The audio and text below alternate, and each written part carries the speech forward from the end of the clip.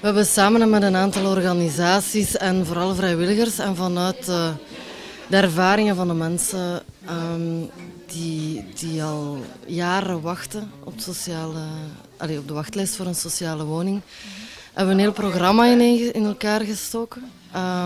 Een hele actieweek.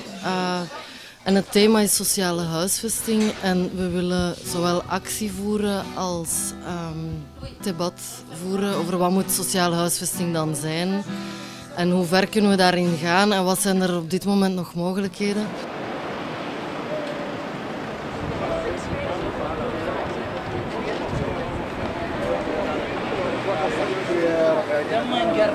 Dans mon appartement, il y a d'humidité, c'est insalubre, donc on ne peut pas vivre. Surtout avec les enfants, j'ai des enfants handicap, c'est pas facile du tout.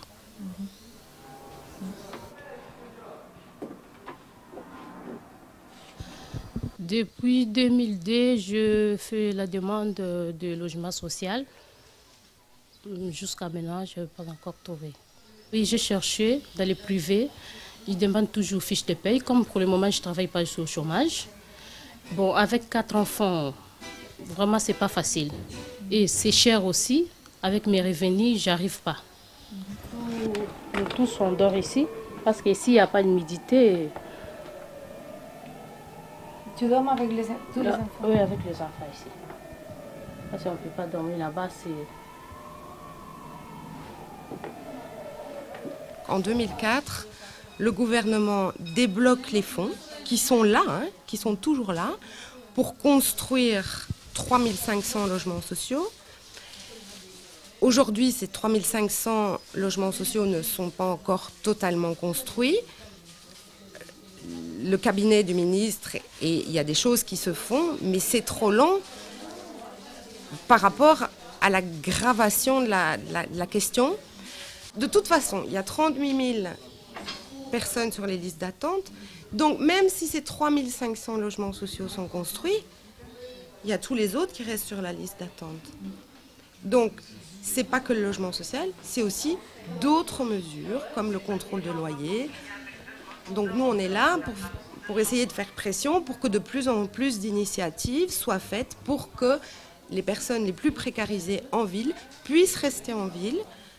Parce que le droit à la ville, c'est pour tout le monde. Les politiciens parlent beaucoup, mais ne font rien et quand c'est fort, ils disent que ça changera, mais de nouveau du bla bla bla bla bla bla bla bla bla bla bla bla. J'ai été expulsée de chez moi, donc je cherche du travail et un logement à l'heure actuelle. Bon, c'est pas évident du tout parce que pour l'instant, je touche que du chômage à temps partiel. J'ai une compensation du CPS. Pour trouver un logement, c'est très compliqué parce que les propriétaires en général refusent. Il faut montrer les fiches de salaire et tout ça aussi. J'étais dans une salubre maison, une maison de catastrophe. Je suis avec des enfants, 5 enfants. Dans la maison, je suis à seulement une fenêtre. C'est une maison comme un café.